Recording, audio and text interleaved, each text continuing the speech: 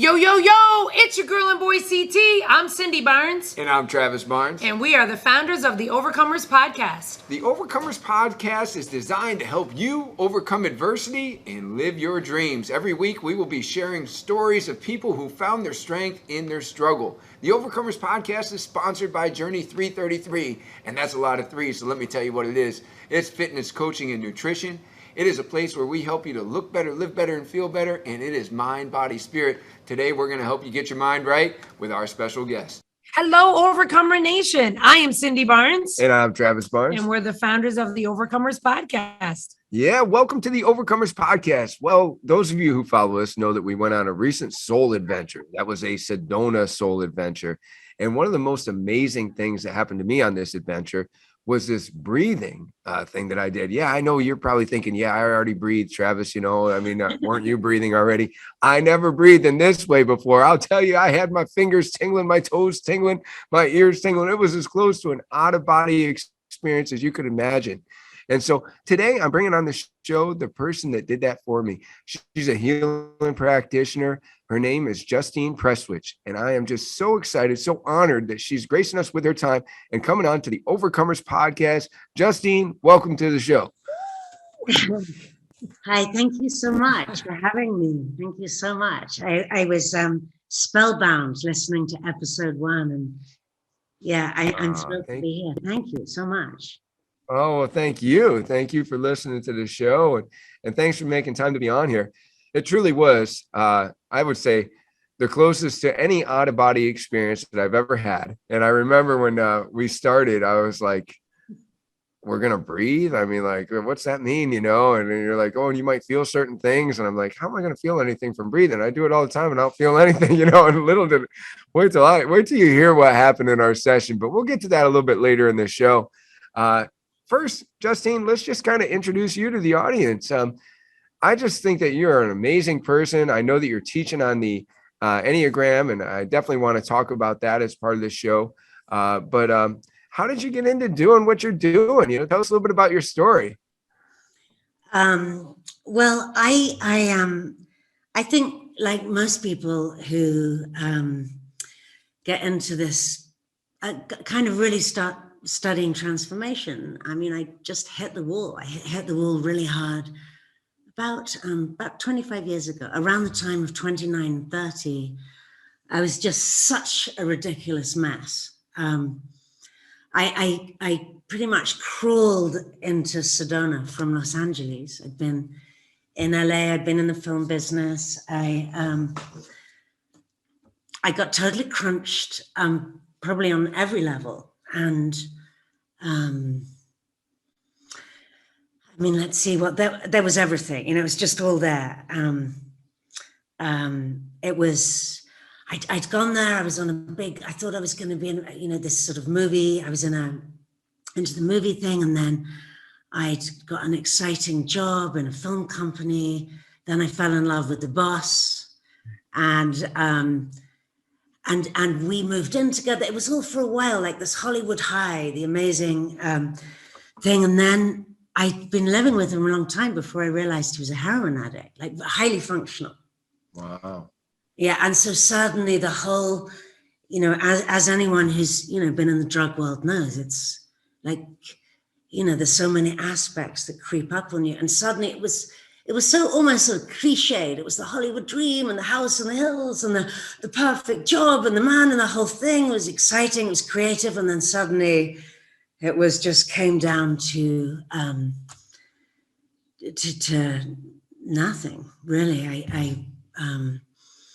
I think, and I had the codependency thing really going on strongly. And I got into the thing where I'm going to fix it, you know, not looking at myself, looking over at like, how can we help the situation, getting into everything myself too, at some point or another.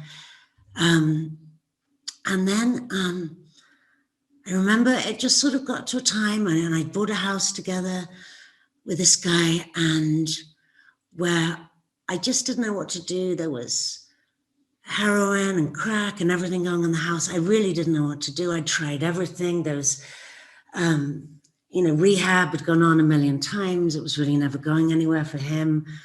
then I just in a total panic one time, like I didn't know what to do. All my money was tied up in the house. All my career had sort of fallen apart. And I went down to a place called the Optimum Health Institute in San Diego, just to sort of take some time. And everyone was there drinking wheatgrass, cleansing. Everyone was healthy and wonderful. I really wasn't. I was a total wreck. But I thought I'll just like take a pause here. And I was much more British at the time in the sense I really didn't talk to people about my emotions at all, ever, unless it was someone really close. And when I was there, I met a girl who, we would do this morning walk at 6 a.m. Like you had to do it, like you do your wheatgrass and you go on a morning walk. And I really avoided people. I didn't want to talk to anyone at the time. And she always would kind of lock eyes with me. And I had this thought to myself, like, that's the kind of girl, if I was feeling more social, I think we could be friends. Mm-hmm. But I was, locked away in my own sort of prisons. And then she came up to me on the day before she was leaving. And she said, I think you're in real trouble. And I was kind of shocked. And I was like, do you? And she said, yeah. She said, do you mind if I just put my hand on your chest? And it was just felt so like odd to me at that point. Mm-hmm. And when she put her hand on my chest, I remember literally, it was like my whole world just was definitely having a sort of transcendent experience. My whole world, I felt, was falling apart. I was sobbing. I didn't know where I was. I was seeing all sorts of lights and different things. And so this girl said to me, she's a friend of mine now, I know her really well, but she said, if you ever need me, call me. And she pretty much walked out, but she gave me her number. I think it must have been before everyone had a cell phone. And so then I remember going back to my house in Hollywood, and it was, total craziness in there. And I just, it was El Nino, actually, the sort of the kind of suddenly the winds. And I remember there's this warning coming up, don't get in your car, but I really couldn't stay in the house. It was too crazy. There was a party going on. It was horrifying. And so I just got in my car in El Nino and just started driving into the desert. I didn't know where I was going. I didn't really know what I was going to do. And then eventually I stopped at a gas station. I called this girl and she just picked up the phone like she'd known me for 100 years. And she was like, where are you? What are you doing? And I said, I'm just in the middle of the desert. I don't know where I'm going. I don't know what to do. And she knew nothing about my life. And she said, that is so great. Just keep driving. Keep driving. Drive to me. And I said, where are you? And she said, Sedona. So I just showed up. It happened, like I remember arriving, it was a full moon. It was Easter Day the next day, and I just showed up to this girl I barely knew, and I just right then had a total life change. That's really how I got here. And later, the guy who I'd been very in love with, he didn't make it. He killed himself, in fact. And so there was a lot, it was all very traumatic. But what I'd said to this girl, who I knew was a cancer survivor, is I just remember saying to her, I'm so lost. I don't know quite who you are or what you're up to, but I feel like I need to be more like you. What have you been doing? Mm-hmm. And she said, well, one thing I did do that's around the corner, it's not here anymore. She said, I went to this healing school where like you go in and and it was a little bit Sufi based. Mm-hmm. And that very next day, I just drove down there and they were having a module of about 15 people. And I just walked in and said, I think I'm meant to be here. And so at that point, I was, and they were like, come on in. And I think it was like my whole life started again. Like, I think I started off with a foundation that was a bit more real. And everything before that, it just been trauma piled upon trauma, piled upon trauma, piled upon, and then eventually it was like, okay, I'm just down to nothing. No, I had nothing. Yeah. And then I think I just, I started my life again.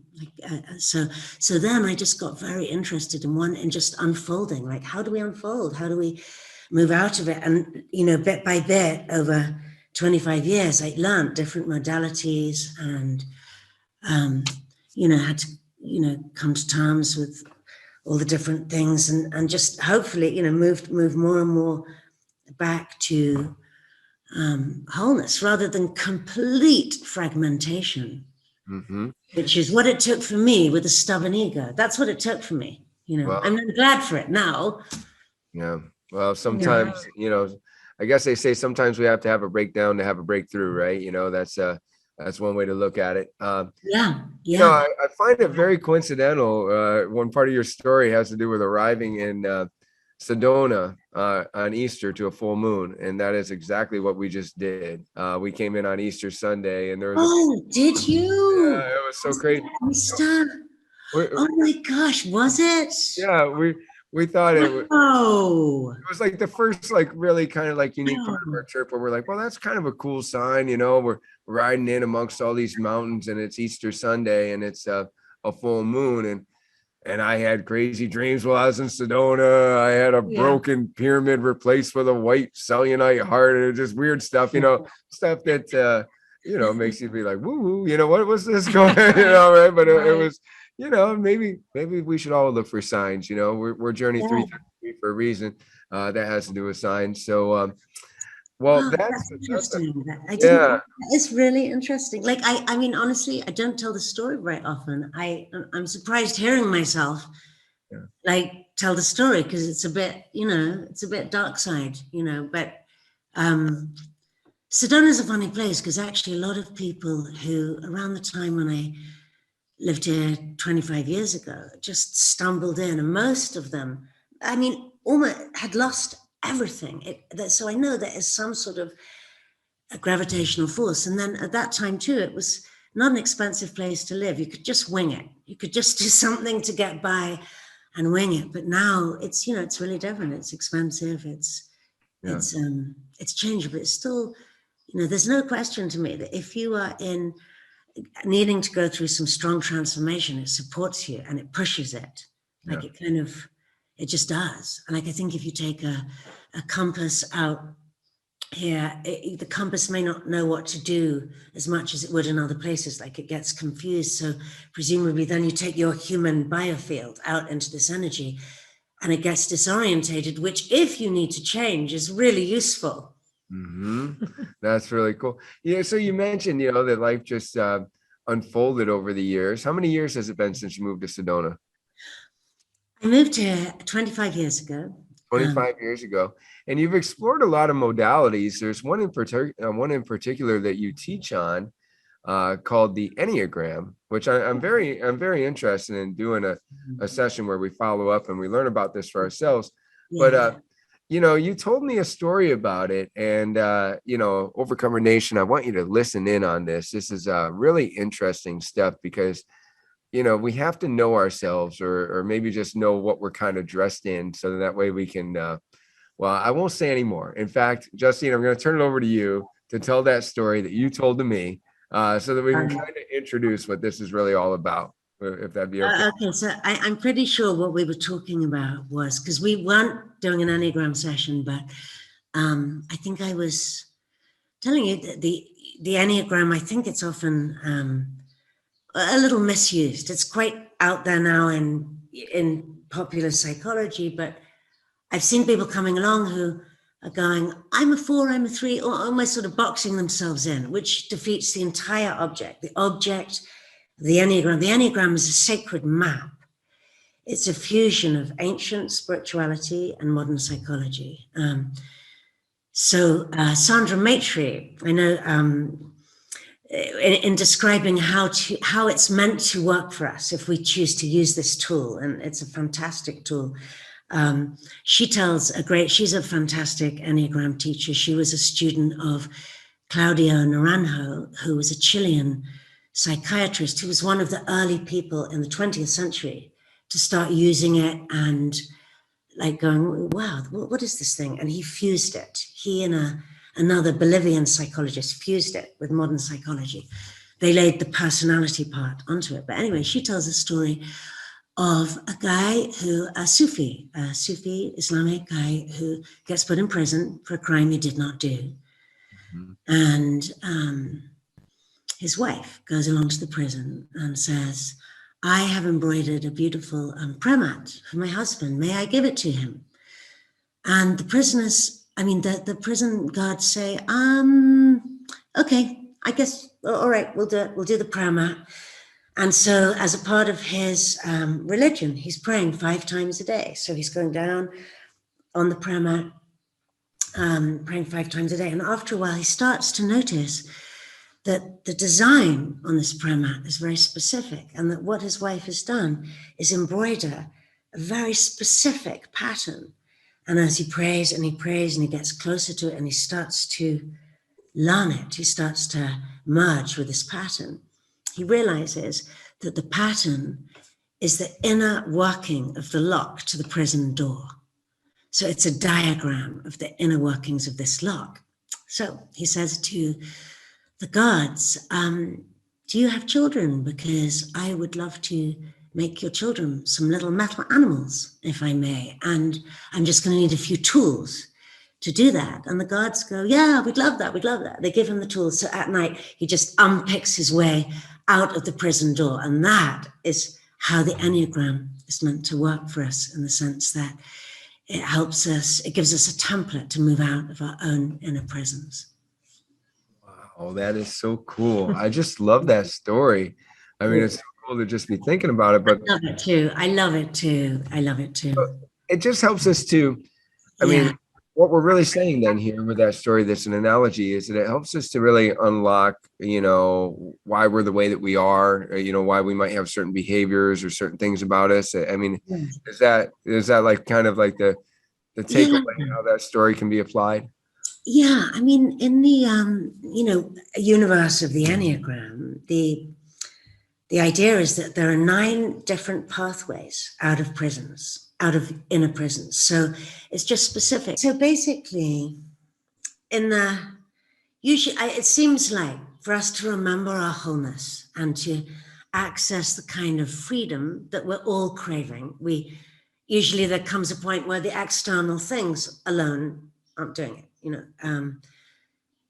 That increasing that gap between the big you, let's say, the divine you, and your ego, there are all sorts of ways to do it. Meditation, almost every spiritual or psycho-spiritual tool that's out there will be trying to help you increase that gap. But what I love about the Enneagram is it's specific. So in doing that, you've got 9 different ways. So the way I operate may be the exact opposite way that your ego structure operates. So I think of it a bit like this. If your ego structure is like a straitjacket, and we've all got one, and it helps us to function and get from A to B and move along the timeline, and move through our lives and have consistency.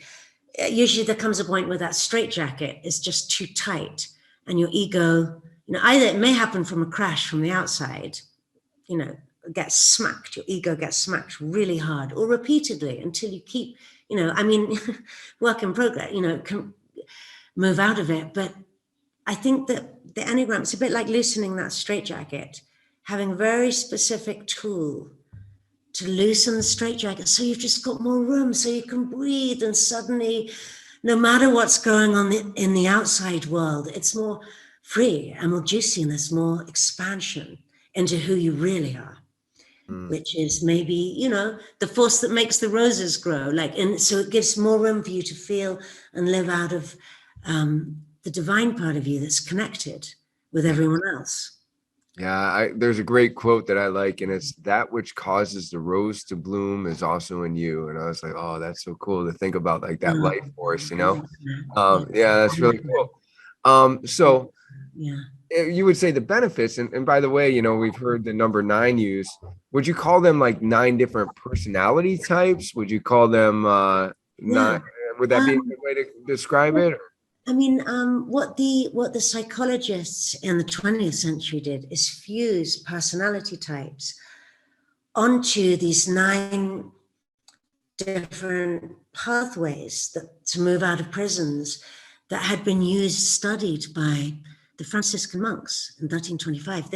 Have you ever seen this 9-sided shape of the enneagram?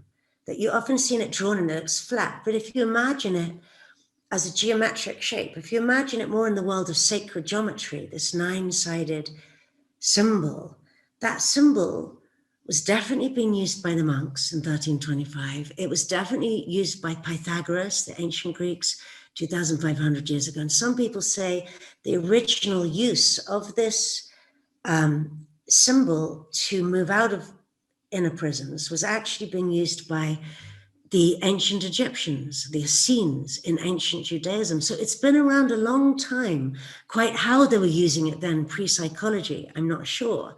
But I do know, you know how you find out that the snowflake has this sort of perfect sacred geometry, like you're unique, each person's unique, each snowflake's unique, but yet it ties in with these patterns, sacred geometrical patterns. We're in that world. So before you've even looked at the personality types, there's something that happens with this sacred symbol where it's used, it's like almost fused with it, where it's almost like, I want to say, moving back, finding a way to move back to the more perfect aspect of yourself, the one that's more aligned with sacred geometry, that, you know, you find it's in nature, it's in the shell, it's in the rose, it's everywhere. It might be our entire thing is kind of perfect. You know, try as hard as we may to mess it up, it seems that somehow it is actually perfect, like behind the scenes. So maybe it's like this way to sort of kind of help get yourself back more to the part of yourself that's big, that was never scathed, never affected by all of the things that happened to you in your life. So the Enneagram, when I think about like a benefit on an individual level, would you say that it helps you to get to know your higher self? Yeah, absolutely. Yeah. Exactly. And if you're a couple that's going to do the Enneagram, is it to understand, you know, kind of each other's higher self and just, you know, kind of, I mean, how would you say, what are the benefits for a couple to like understand their numbers on an Enneagram? Well, usually I don't think the part that clashes, like where we clash, is usually our high, you know, our big self is probably like, you know, completely aligned, but it's, you know, our egos clash. And, you know, particularly in couples, there's always this, it is really useful. I have found this very useful in my own, you know, long-term relationship, that if you can, because for example, let's just say you lead with the foot of the 9, you're all of the numbers, but the one you lead with, if you can find the one you lead with, which is actually the most challenging thing, is to find it. There are certain patterns that people who align with that will do, however different they are. It really amazes me because you've got, you know, the spectrum of humanity is so wide, but the people who will report, this is really the way I tend to operate behind the scenes, then suddenly you can as well not take it so personally. Wow, why do they tend to do that? But that's not just them. It's probably 1/9 of the population does that. So I don't need to take this personally anymore. And in fact, I can find out what is it that what do they tend towards? What are they wanting? What's their goal? Because even, like you see this personality structures. I just can never believe how weirdly accurate it is. Yeah. It constantly confounds me. Some people, for example, some people might say, I have a thing where I'm pissing someone off the whole time, but it may be that there's one place in the Enneagram, for example, where, so I'm not being very articulate about this, but, you know, let's just say you're in a car and, you know, when the person passes you, the other car, and there's a moment in the mirror where you can't see, it's like a blind spot. Mm-hmm. The Enneagram helps you to see your own blind spot. So the thing that maybe is alienating you from someone else, but you can't see it. It might be you're pushing their boundaries, not because you're this bad person, because that's what you tend to do on this place in the Enneagram, and you can't see you're doing it. Yeah. Or you tend to get very, very masochistic and not share about something, or it's like tendencies. But when you can see the ones you can't see about yourself, it's really useful for relationships. Yeah. Yeah, no, that is the Yeah. journey that I know that I'm on, and I think Cindy's on it, and we're on it together. It's the longest journey is the journey inward, so just trying to get to know myself, my own core wounds, my Yes, yes. so we are very interested in this enneagram. That's something that I definitely, we'd love to do that with you. I And would love to do that. I would love to do that with you. yeah, And I that'd be really would. that'd be It's so useful. There's no question. It can be shockingly useful. awesome. Let's talk about that breath work that we did. Oh my, Yeah. yeah. Yeah, well, first, maybe you could give it an introduction. Holotropic breathing is what we did. So can you tell everybody what that is? Yeah. Well, there's a number of different ways that when people say breath work, people have their own different techniques. What we did was basically holotropic breath work, which is where you breathe in, and we did it with music. You breathe to a soundtrack. So you're basically going on a breath journey with sound.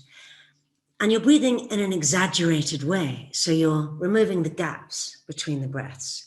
So it becomes a cyclical breath.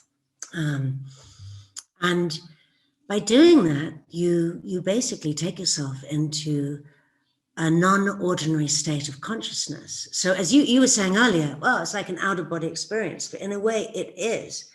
It is the way where you get to move out beyond your skin encapsulated ego, if you like. It does, it pushes you out. So once you're in that realm of not being in an ordinary state of consciousness, like all bets are off, all sorts of different things can happen. It's in a way, it's a bimodal state of consciousness. So you're experiencing this other thing, but you're also watching yourself experience it. So you get a new view on yourself. In a way, it's like sometimes you can see, I don't know exactly, I mean, each person has a very different experience. You can experience being able to view yourself. It can be a very corrective experience in that instead of just all these things really try and do the same thing. Same with Enneagram, you get to step back and look at your patterns with a new view. From that non-ordinary state of consciousness and breath work, you can sometimes see how the patterns fitted together in a way you couldn't before, or you might experience a vision. You're basically allowing too for your inner healer, to come out. Like, when you graze your knee, let's just say, and it heals itself. Like we've all had that experience.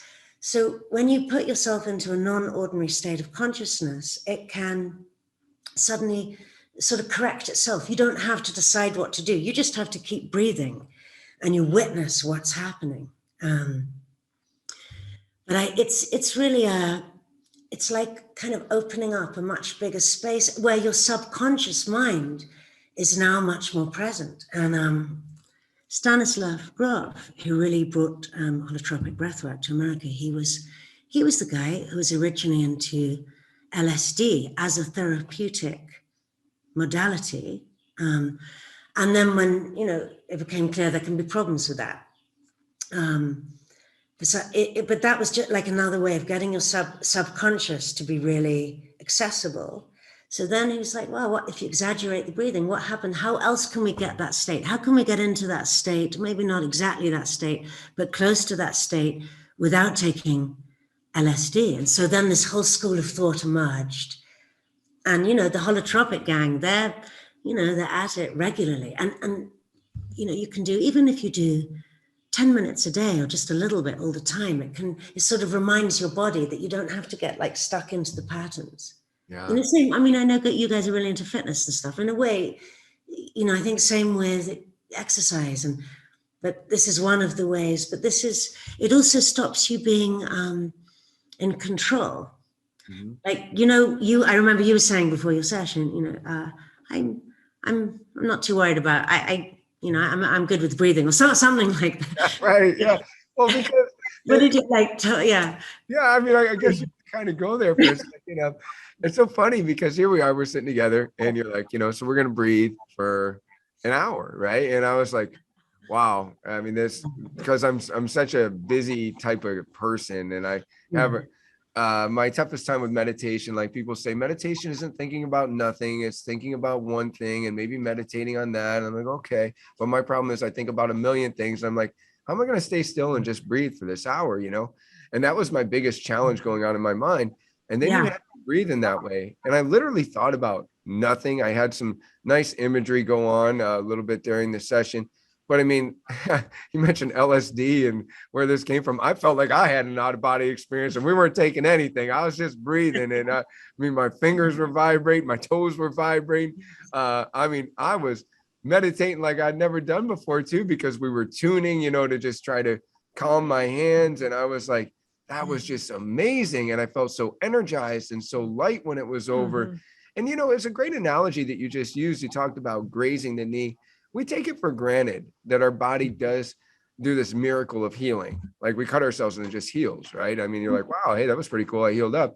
And then people come to us all the time for fitness and they get off medications. And, I mean, it literally adds life to their years and years to their life. And then they kind of take it for granted, I suppose, to a degree. But I mean, that was a healing thing that just happened. Like your body needed diabetic medication or blood pressure medication. It no longer does. So like that was a huge thing. And, Really? and like there's other kinds of healing. And I believe that we accessed one of those kinds of healing through the breathing that we did together. Like how powerful is your body? Like, I mean, how powerful is this big you that you have, this infinite you that can help you out? It's Yes. And it's like we're not really brought up to know about that. Our culture doesn't really adhere towards wholeness. Like we're not taught about really remembering who we really are. We're usually educated just our head, and it's cut off. And then I think in our culture, we're basically like heads walking around on prosthetic legs, wondering why everybody's insane, wondering why the whole thing is totally insane. Like why wouldn't it be if our body and our heart and our gut and all these things aren't included? So it's, I mean, maybe one day it'll be different, but I feel like we're just retraining ourselves towards something that feels more sane. Just basic sanity it's not just right. It's most of us haven't had basic sanity. We've had trauma after trauma. Like we're a traumatized species. But I'm really excited how many, I mean, working with soul adventures too, you see how many people are just coming in from all over, just wanting to reconnect with themselves in a way they might not have experienced. Like it's happening right now so outrageously that for all the crazy stuff going in the world, I think this might be the most exciting time to be alive. I really do. What do you think? Do you think that there's an awakening happening in the world? Do you think that we're moving into higher levels of consciousness than ever before? Like, what do you think when you call it an exciting time to be alive? What do you feel is happening in the world? I feel that, if I'm honest. I mean, I don't think it comes easy. I think it seems, I mean, who am I to know? But it seems that we've got two extremes going on. We've got really real, I mean, maybe those two extremes have always been happening, that sort of duality, but we've got a lot of people who seem to be waking up into the place where instead of swinging from in the pendulum, one to the other, one back, holding both and going, wow, maybe I'm bigger than I thought. Maybe I can just hold these two things inside myself and just go from there and see what that's like. Like that, which I don't recall anyone even having that conversation when I was growing up in England, for example. But now, yeah, like all these things, the yoga, the meditation, all these things are sort of, I mean, it's the upside of globalization. I think people really are totally waking up and making that shift into just getting a different view, which presumably is the whole thing with the paradigm shift. So good. So good. Well, I want to ask you just a couple more quick questions. And the number one question I have is all these modalities that you've learned. What's your favorite way to work with people? Like Is it the breath work? Is it the enneagram? What are you most passionate about with your, well, it's close to 30 years of experience now with all these different things, you know? Yeah, I suppose I think I think at the moment I've had different. At the moment, I really love the Enneagram because it's also something, you know, during COVID you can do on Zoom. You can have that sort of Enneagram chat. You know, it's really nice in breathwork if the person's right there. But you can all, you know, there's a lot of people doing breathwork on Zoom and to groups, and I mean, maybe you can do everything online, in fact. But for me, I don't know. Yeah, just I think probably Enneagram. Mm-hmm. Awesome. Well, we definitely want to do that with you. I really love this idea of this enneagram. I just love, like I said earlier, the longest journey is the journey inward, and I encourage everyone to take it, like where we can actually identify the difference between our infinite selves and our ego, and just, you know, that real part of yourself, that unchanging bigger you. So definitely very interested in that, and thank you for the work that you do. No, thank you, thank you. I wish I could be nearer your whole fitness thing. I need it. You know, I wish you were around the corner and I could come and get a bit of your. Like I had something on your podcast where you're like, we don't let people off the hook. We chase them when they've made that commitment, and I really need that. That's what we do. That's what we do. Well, if you see any property around the corner of Sedona, we sure did think it was beautiful there. So maybe we need a franchise there. Yes, how can people get in touch with you? How can they follow you? How can they get more of you? Well, I'm not haven't done too much on the social media at this point, but JustinePrestwich.com is my website, and then they can find me through Soul Adventures as well, through Sedona Soul Adventures. And if anyone wants to do Enneagram, JustinePrestwich.com. Or giving me a call. I don't know. Should I say my telephone number or not? Yeah. Are you willing to give that number? That'd be great. Well, should I? You know, truthfully, I know I have to get there. This has been on my back burner, but like, you know, marketing and doing the social media, I'm not good at it. So I haven't really done it yet. But I mean, thank you, because it would be so nice to actually have people, like more people who are coming directly to me. It would be really great. Yeah. Whatever you once we go through this Enneagram, I think it would be cool to put on some sort of workshop or something that could be done virtually, since you teach on it, because then people can get like kind of the presentation of it. And I don't know, I'm super excited to find out about it. That'd be cool. And you'll be really, once you know where you are on it, you'll see, like, I would love that. I would love anything like that. I really would. And you just let me know if you want to do, you know, I'd love to just offer you both like typing sessions, because then you can sort of see for yourself what you just make of it. Yeah, no, I'll email you after today's call to like set up a thing for us to do it, because it would be really cool. Yeah, that'd be awesome. That'd be great. Oh my gosh, thank you so much. I'm sorry, I hope I wasn't just like whistling on. Oh my God, you're fantastic. That was a fantastic show. Thank you so much. Thank you. You're excellent. And so I really am so honored that you wanted to even talk to me. Thank you so much. Oh, are you kidding me? That was the craziest experience I ever had in my life. And I mean crazy in just such a wild, blessed way. It was like, I was like, what just happened to me? I felt like I could go skipping down the street. Cindy called me and I didn't even know how long it had been, you know, or whatever. Her session started after mine, but was over about the same time as ours. And then she's like, where are you at? I'm like, I don't know. I'm just walking down the road, feeling light, feeling happy. I don't know, you know, I'm feeling pretty good, you know. Oh my gosh, that's so good. It's such a relief to just get out of your head, isn't it? Yeah, that was great. Really good. Well, thank you for doing what you do. You're definitely meant to be doing what you're doing. And I know that's your purpose and it's your calling, and you're blessing people with it like you did me. So thank you. I appreciate it. Thank you. Thank you. I'm quite serious too about the fitness thing. I wish I could just it sounds really amazing what you've been up to. Yeah. And I'm going to listen to more of your podcast, because I just listened to the first and then the beginning of the second. And I was going, holy moly. I thought I was going to do like a 5-minute chat with you, like about just a bit of breath work, and I've ended up like, you know how it can be a bit shocking when you suddenly do this reveal But anyway, I just out it all came, you know. So Well, thank you. Thank you for Yeah, thank thanks you for sharing. yeah, thanks for being vulnerable, and we appreciate Yeah. you. Thank you very much. not at all. I really look forward to just reconnecting, you know. Yeah, me too. Me too. I'll be Yeah. making our appointment or reaching out for the appointment. So thank you. It sounds good. Have a great day. Thank you so much. Thank All you. right, thank you.